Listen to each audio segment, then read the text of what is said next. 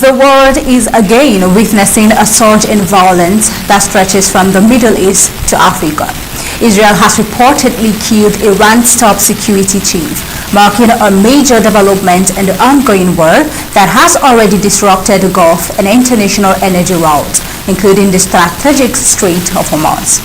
Also, we see that in Nigeria, tragedy struck in Maiduguri, where suspected suicide bombers killed at least 23 people and injured more than 100, targeting markets, hospitals, and crowded neighborhoods.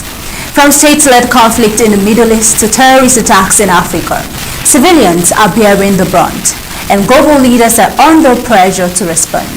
As we dive into today's flash news, we take a closer look at these crises and their growing international implications. I am Tabitha Arko. Welcome to Flash News. Good afternoon. Let's begin.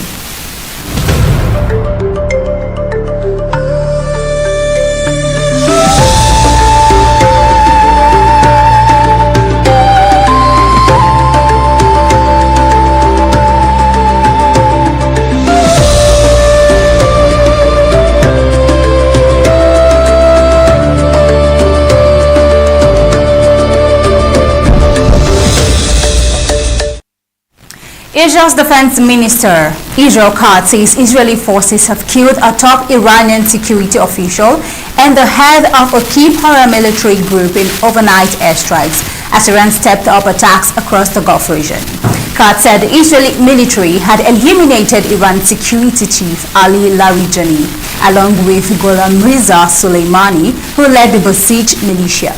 Iran has not officially confirmed the death. State media reported activity linked to Larijani but did not address the Israeli claims. If confirmed, Larijani would be among the most senior figures killed since Iran's supreme leader Ali Khamenei died at the start of U.S.-Israeli strikes in February 28. The Basij is a paramilitary force under the Islamic Revolutionary Guard Corps, often deployed to maintain internal security and suppress unrest. Now, see Israel's Prime Minister Benjamin Netanyahu had earlier authorized operations targeting senior figures within Iran's leadership, according to a statement from his office. The conflict now, in its third week, has killed at least 2,000 people and shows no signs of slowing. Fighting has expanded beyond direct confrontations, with Iran launching strikes on oil facilities, transport infrastructure, and U.S.-linked assets across Gulf states. Driving up global energy prices, President Trump calls for allies to support the reopening of the Strait of Hormuz, which remains largely restricted, disrupting the flow of roughly 20% of the world's oil and liquefied and natural gas. Let's take a look. Some countries get much more. Japan gets 95%.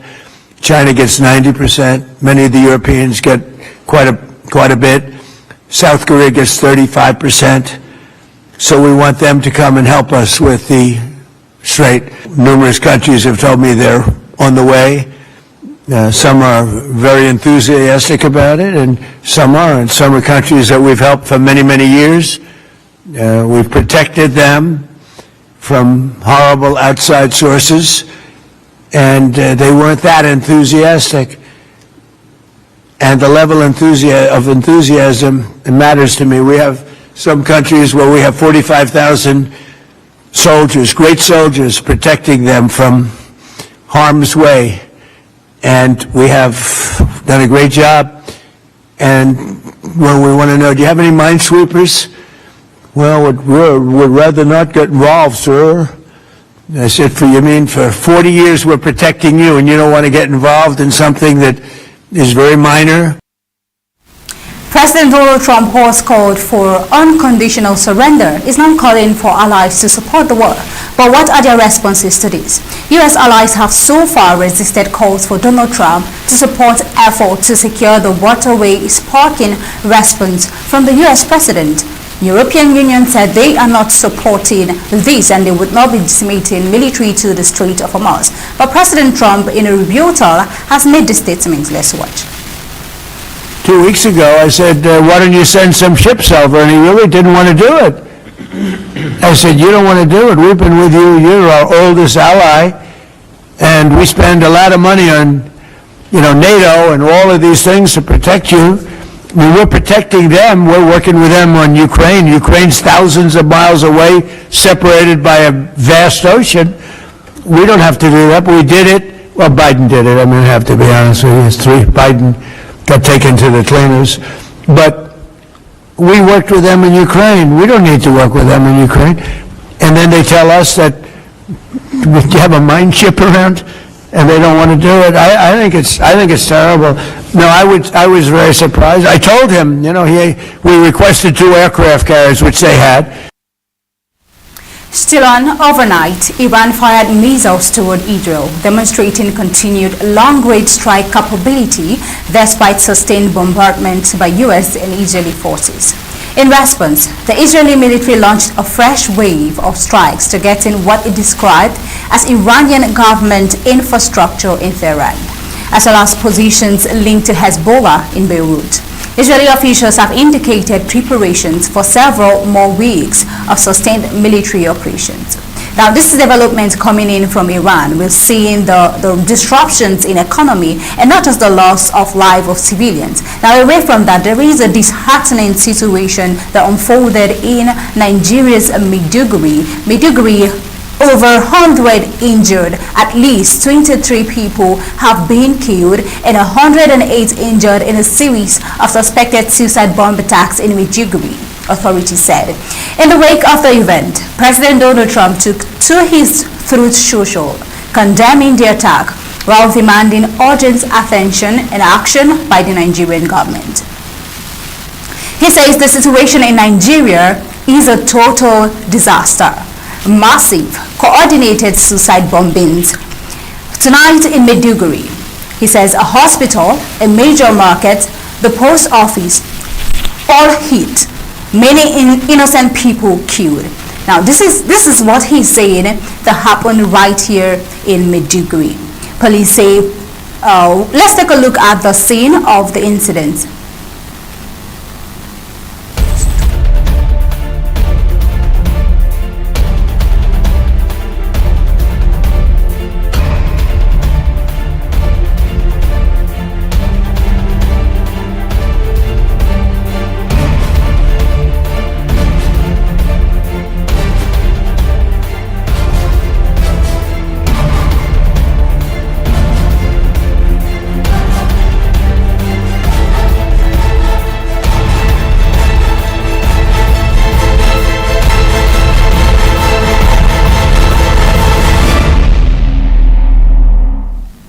Police say preliminary investigations indicate the attacks were carried out by multiple suicide bombers. No group has claimed responsibility, but security sources say the coordinated nature of the blast follows a pattern associated with Boko Haram and its affiliate, the Islamic State West Africa province ISWAP.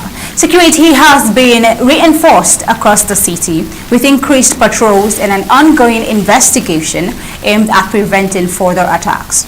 Borno State remains the epicenter of Nigeria's long-running Islamist insurgency, which has lasted more than a decade, killing thousands and displacing millions. Although Maiduguri has been considered relatively secure in recent years, sporadic attacks persist. In December, a suicide bombing at a mosque killed several worshippers and injured dozens. The violence comes amid broader security challenges across Nigeria, where armed groups continue to carry out attacks in both the northeast and northwest region. Now, away from that, I'm bringing you over to what we might otherwise say the United States or the U.S. or Trump administration's foreign policy. United States President Donald Trump has escalated rhetoric toward Cuba, suggesting the United States could take control of the island in some form, even as both countries engage in talks aimed at easing tensions.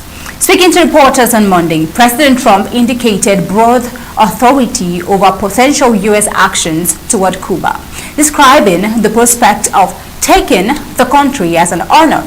He also suggested he had wide latitude in determining Washington's next stop. Let's take a look. But I think Cuba's the end. All my life I've been hearing about the United States and Cuba. When will the United States do it? I do believe I'll be having the honor of Taking Cuba. That'd be good. That's a big honor. Taking Cuba. Taking Cuba in some form, yeah. Taking Cuba. I mean, whether I free it, take it, I think I could do anything I want with it. You want to know the truth? They're a very weakened nation right now. They were for a long time. Very violent leaders. Castro was a very violent leader. His brother's a very violent leader. Extremely violent. The remarks come at a time when U.S.-Cuba relations are at one of their lowest points in decades, despite recent diplomatic engagement intended to resolve a long-standing dispute dating back to the 1959 revolution led by Fidel Castro. The United States has made the removal of Cuban President Miguel Díaz-Canel a central issue in ongoing negotiations. The report, citing sources familiar with the talks, says U.S. officials have signaled that Díaz-Canel must step down while leaving the process to Cuban authorities. Cuba has historically rejected any external interference in its internal affairs, viewing such condition as unacceptable in diplomatic negotiations. Díaz-Canel, who has been in office since 2018 following the leadership of Fidel Castro and Raul Castro, recently stated that any dialogue with Washington must be based on mutual respect, sovereignty, and equality between political systems. Meanwhile, U.S. pressure on Cuba has intensified in recent days.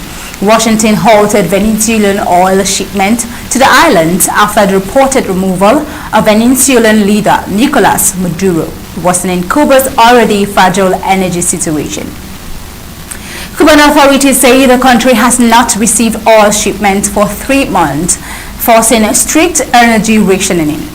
The crisis deepened on Monday when the national power grid collapsed, leaving the island's roughly 10 million residents without electricity and bringing much of the economy to a standstill.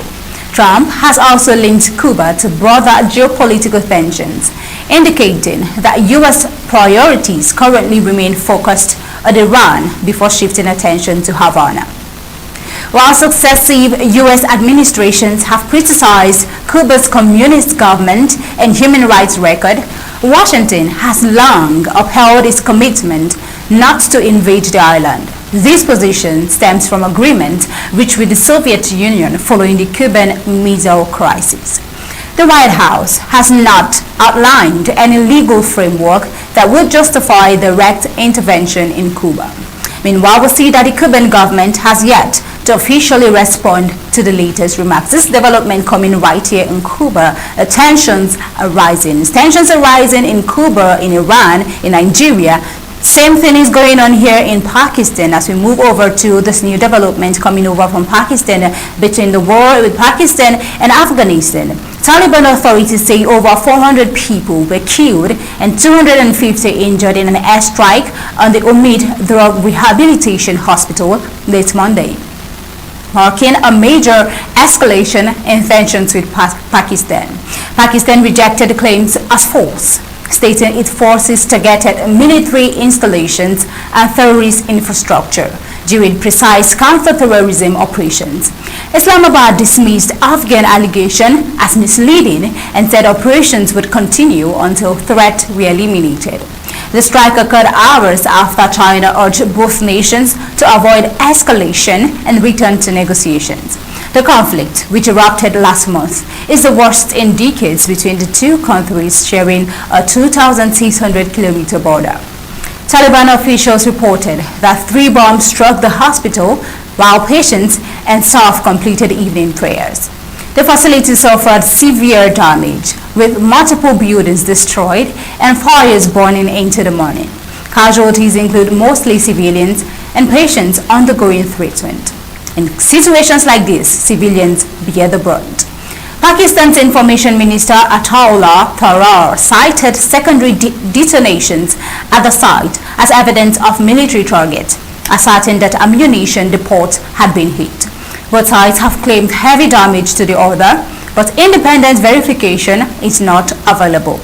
Regional reactions have been swift. China called for calm and protection of civilians, while India condemned the attack, highlighting that it occurred during the holy month of Ramadan. Meanwhile, we see that the Omid Hospital, established in 2016, provides treatment and vocational training to drug users. The attack underscores broader instability in the region, where previous Pakistani airstrikes in Afghanistan targeted alleged militant strongholds.